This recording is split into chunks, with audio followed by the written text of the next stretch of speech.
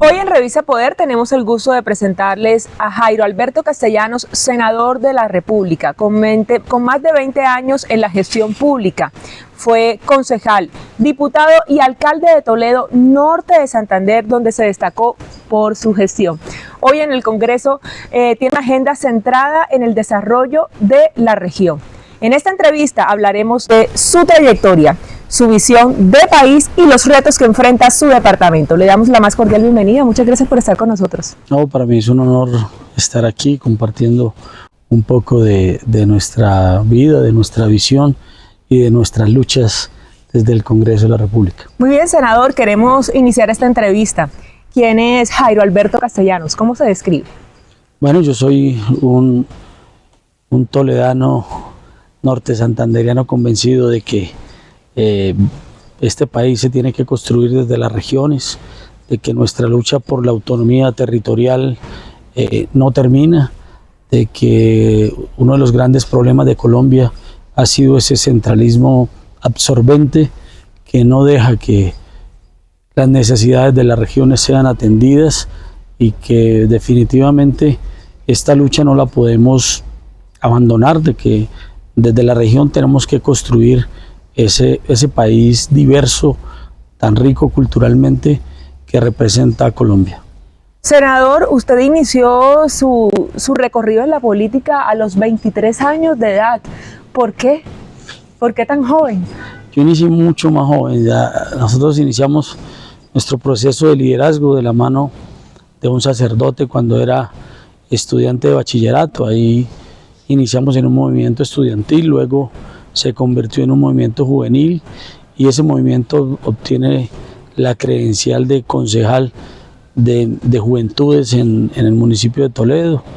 Luego pues ya viene el paso por la asamblea, por la alcaldía y bueno, y el reconocimiento regional que nos lleva a poner nuestro nombre en consideración para llegar al Senado y logramos esta curul. Pero desde muy joven estoy metido en estas lidias de la mano de un sacerdote católico que nos enseñó el servicio social. Profundicemos más un poco acerca de ese recorrido. ¿Por qué se interesó por la política? Todo empezó en el movimiento estudiantil, en la organización de un paro en mi colegio. Ahí arrancamos a ejercer un liderazgo, luego fui representante de curso.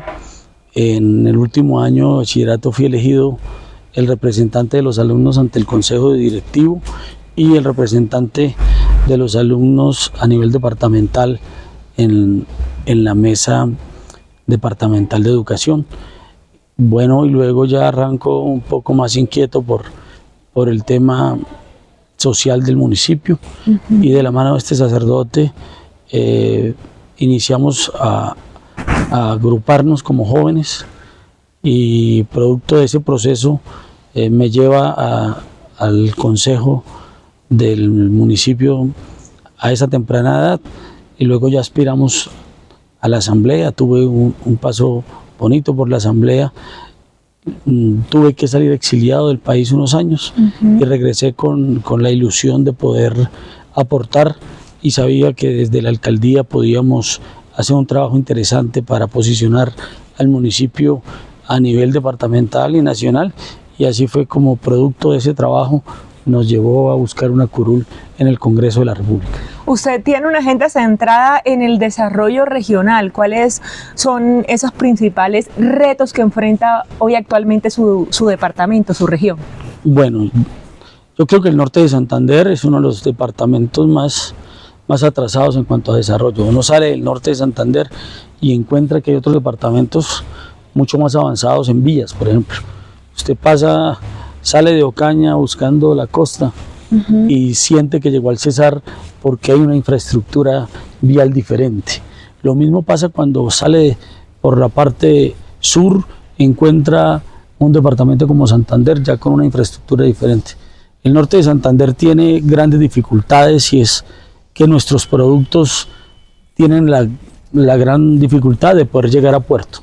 Para nadie es un secreto que las sociedades que más rápido se han desarrollado son aquellas sociedades que están cerca a los puertos.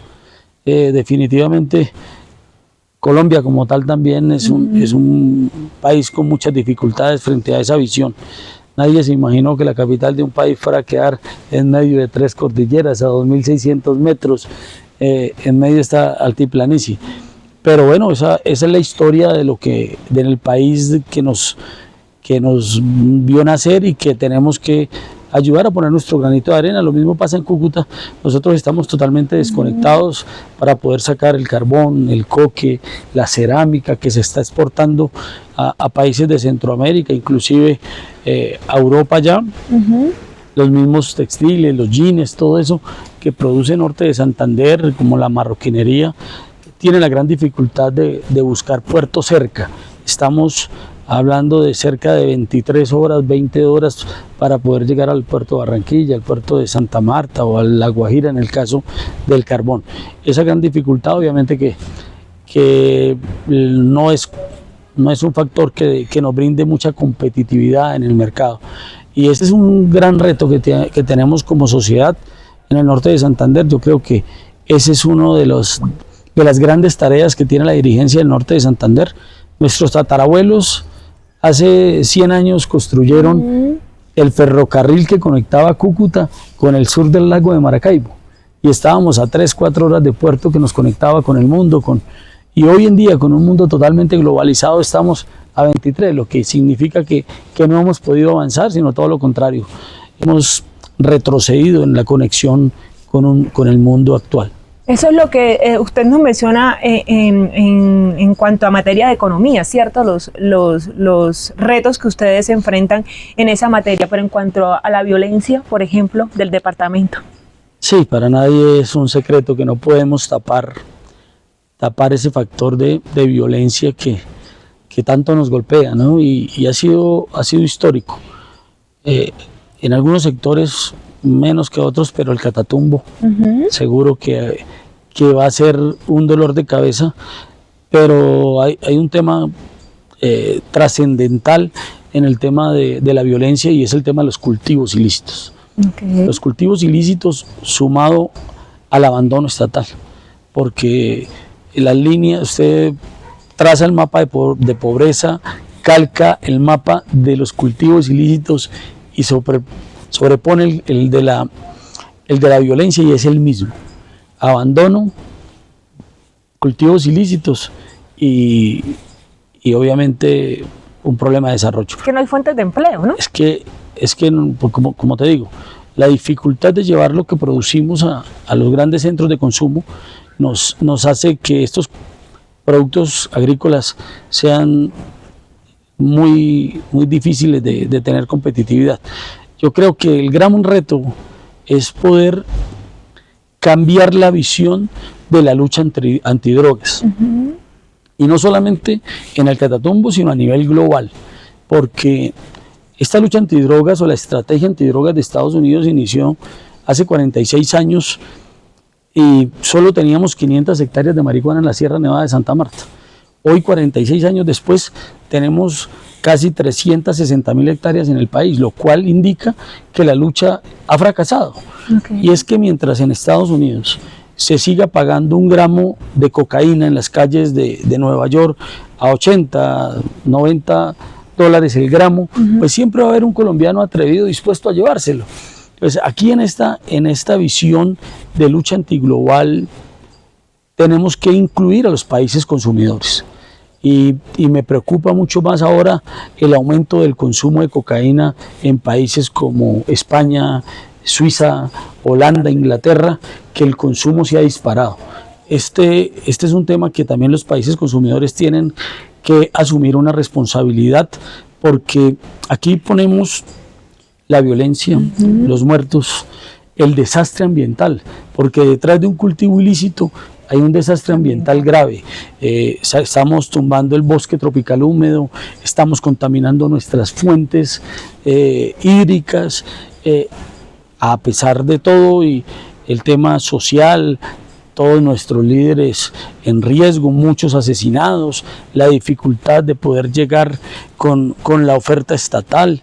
Entonces nosotros, los países productores, estamos poniendo Yo creo que gran parte del sacrificio de esta lucha, pero también es importante que quienes lideran la estrategia mundial antidrogas incluyan a los países consumidores, porque se necesita también que ellos implementen unos programas públicos serios para reducir el consumo, para sacar a los jóvenes de esa maldición de las drogas. O sea que su visión acerca de la estrategia de la paz total del gobierno actual del presidente Gustavo Petro no ha funcionado.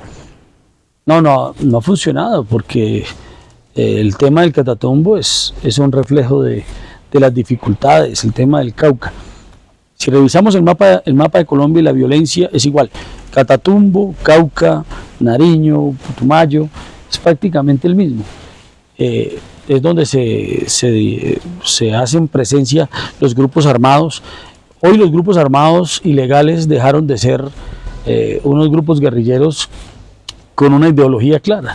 Los grupos armados hoy están en el negocio del narcotráfico, son los grandes carteles que le compran al campesino la base, que utilizan su poder militar para ejercer presión y poder vender a los grandes carteles de Estados Unidos, mexicanos y colombianos, y ahí es donde está el gran negocio. Le compran al campesino en 2.800.000 el kilo de base de coca, y se lo venden a los mexicanos en 50, 40 millones de pesos el kilo. Entonces, mientras exista esa gran economía ilícita que genera tanta riqueza, pues jamás van a soltar las armas para apostarle a un proceso de paz serio en un país y en unas zonas tan complicadas. Con base a lo que hemos mencionado sobre el proceso de paz, la estrategia de paz pues implementada por el presidente Gustavo Petro en su gobierno, ¿qué balance puede hacer hoy? Yo creo que este gobierno ha tenido bajas y altas, ¿no? Tampoco uno no puede decir que todo ha sido malo. Yo creo que en el tema de la paz total no la tuvo fácil. El fracaso de los diálogos de paz con el ELN para la región nuestra es fundamental. El ELN hace presencia desde la esquina del Bichada hasta La Guajira, en ese plan fronteras que ellos trazaron hace 20 años y que indiscutiblemente hoy controlan la frontera colombo-venezolana. El tema con las disidencias de las FARC en el sur del país, lo que demuestra es que definitivamente no hay una voluntad de paz. Y ahora con el nuevo anuncio de las disidencias de la FARC en el norte de Santander de que van a dialogar en medio del conflicto, es un total fracaso. Una de las críticas que yo le hago al gobierno Pastrana fue precisamente ese, de dialogar en medio del conflicto. Cuando uno quiere dialogar y quiere hablar de paz y le quiere apostar a un proceso de paz, tiene que dar señales de la misma, de querer construir un proceso, pero también de poniendo las armas, por lo menos mientras el proceso, porque para los que hemos crecido en zonas de conflicto, cuando las FARC, algunos se desmovilizaron, en esas regiones hoy se vive una tranquilidad. Obviamente que muchos de esos territorios llegaron después a ser copados por las disidencias, pero hay que apostarle a un proceso de paz con señales de paz. Senador Castellanos, pues ya hemos hablado pues de su recorrido, sus inicios en la política, los retos que enfrenta su departamento en materia de economía, hemos hablado de la violencia, el balance que hace sobre el gobierno del presidente Gustavo Petro. Hablemos ahora un poco sobre esa gestión que usted ha desarrollado desde el Congreso de la República. Bueno, nosotros hemos trabajado fuertemente en el proceso de descentralización. Le hemos apostado mucho tiempo y le hemos dedicado gran parte de nuestra labor a sacar adelante un acto legislativo, el 018, que precisamente lleva a que nuestros municipios, departamentos y distritos pasen de tener el 19% de los recursos del país a tener el 39%. No es lo ideal, pero seguramente vamos a trabajar para que así sea. Se viene una ley de competencias que es prácticamente la ley que va a enmarcar este proceso. Esperamos que que el gobierno, a ningún gobierno, ni al de Petro, ni a ningún gobierno, ni los que pasaron ni los que vienen, les va a gustar que les quiten de sus recursos del situado fiscal centralista para darle a las regiones, porque obviamente es la historia del país, de una historia centralista que ha marcado y que definitivamente es un fracaso. Miren, la semana antepasada daban una cifra muy preocupante. Colombia es el tercer país más desigual del planeta. Esa desigualdad lo que demuestra es que el sistema fracasó. Triste ese panorama. Es triste ese panorama, pero es la verdad, y ante la verdad nadie discute.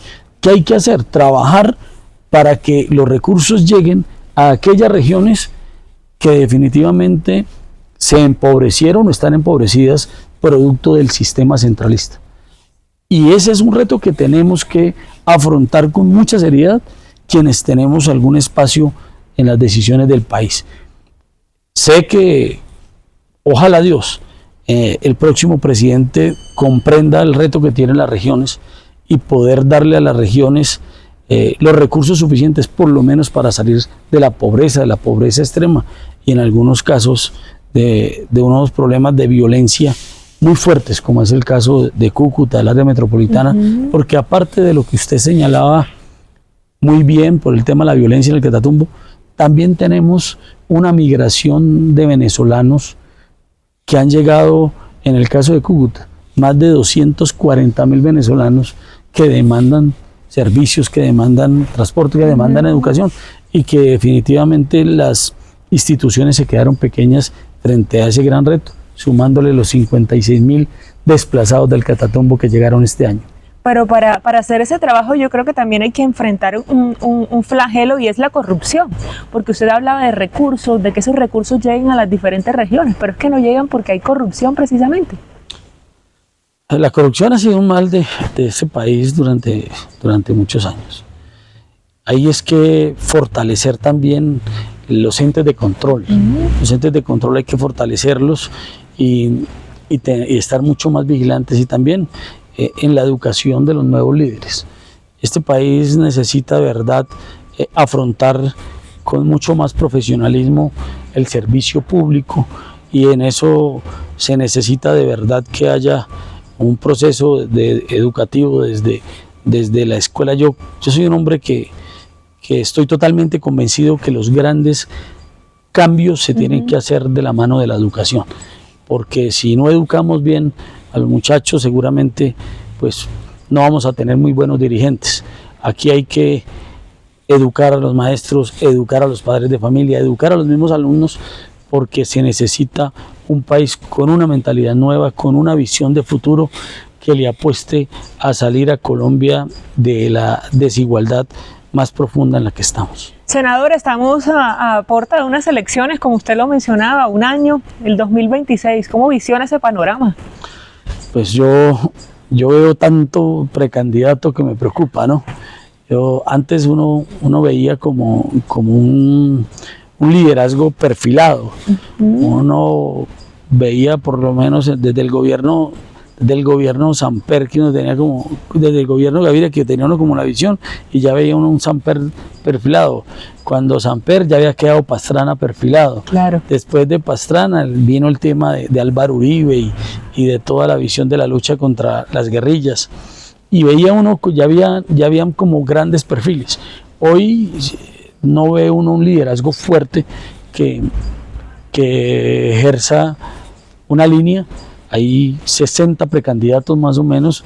Esto lo que da muestras es de tanta, en medio de tanta polarización política, también hay una pluralidad de candidatos que, bueno, ojalá ya en segunda vuelta quedarán dos y le apostaremos a aquel que se comprometa con nuestras regiones y con hacer de Colombia un país mucho más igual. ¿Quién cree que será presidente, hombre o mujer? No, hay buenos perfiles, de verdad que tanto hombres como mujeres. Hoy veo un ramillete de mujeres empoderadas. Sin duda Paloma me parece que es una mujer preparada, Vicky, Claudia, la misma Pizarro en la izquierda ejerce un liderazgo interesante, y en la derecha pues y de hombres veo un hombre. Si Miguel Uribe llega a salir bien librado y mi Dios permite el milagro, seguramente va a estar en la contienda muy fuerte. Fajardo con su apuesta por la educación y por los territorios. Me gustaría un hombre o una mujer mucho más de región. En el Caribe se está armando algo interesante con el voto Caribe, con la región Caribe, que me parece que tienen unos liderazgos importantes que hay que rescatar. Este año considero que a mí también me gusta mucho el liderazgo de David Luna, inclusive Bolívar en su franja de izquierda, y bueno, en el centro también hay hombres interesantes como Alejandro Gaviria, que han tenido la experiencia. A mí lo que sí está claro es que hay que elegir una persona que haya gobernado, que haya administrado, que sepa qué es un presupuesto, que sepa qué es un plan de desarrollo, que no llegue a improvisar y que no llegue a aprender, porque mientras eso pasa, se nos van 2, 3 años y ya después caemos en otra campaña política. Y no, hay que elegir un hombre o una mujer con experiencia, que haya tenido la posibilidad de gobernar, porque no es fácil. Gobernar y administrar no es nada fácil, y mucho menos un país tan complejo como Colombia, tan diverso como Colombia y tan desigual. ¿Cuáles son los planes que tiene usted a corto, mediano y largo plazo? No, a corto plazo la idea es repetir Senado, y luego, bueno, vamos a mirar cómo se mueve la región. Desde muy pequeño me inquieta el futuro del norte de Santander y el oriente colombiano, para poder aprovechar las posibilidades que tiene esa región para desarrollarse un poco mejor. Sin lugar a dudas tenemos una deuda pendiente con la violencia en las regiones, y bueno, yo creo que hay que apostarle ya a un proceso de paz fuerte, donde se incluyan de una buena vez, darle la oportunidad a todos los grupos que están pegados al narcotráfico, pero sin ninguna duda pasamos por cómo incidimos en la gran estrategia antidrogas mundial. Senador, ya entrando al final de esta entrevista, ¿qué mensaje le quiere dejar a toda nuestra audiencia? No, que a pesar de las dificultades que tenemos como país, también es un mensaje de esperanza. Colombia es un país resiliente, que tiene hombres y mujeres en los cargos de dirección bastante interesantes, buenos, que le han apostado a procesos y que vale la pena no perder la esperanza. Seguramente la polarización nos lleva a veces a decir, hombre, Colombia cruza momentos difíciles, pero en medio de la dificultad tiene que haber siempre esa luz de esperanza que nos permita unirnos, y ojalá podamos encontrar en el futuro próximo un candidato que nos una un poco, que yo sé que es difícil en medio de esa polarización entre la izquierda y la derecha, pero tiene que haber un candidato que recoja un consenso nacional y que nos permita superar estas dificultades de polarización, de violencia y de atraso. Senador, una última pregunta que lleva el nombre de nuestra revista. ¿Cuál cree que es su poder? Mi poder es no perder el contacto con la región. Yo trato de estar cada 8 días en algún lugar de las regiones teniendo contacto con la gente, porque el político que pierde el contacto con la base pierde el norte de su quehacer. Muy bien, senador Jairo Alberto Castellanos, ha sido un placer tenerlo con nosotros el día de hoy en Revista Poder. No, para mí es un honor y un placer poder estar aquí compartiendo con ustedes un poco de mi vida, de mi visión de país. Muy bien, esperamos tenerlo pronto nuevamente en la Revista Poder. A sus enteras órdenes, estaremos cuando ustedes a bien lo tengan. Hasta un próximo espacio.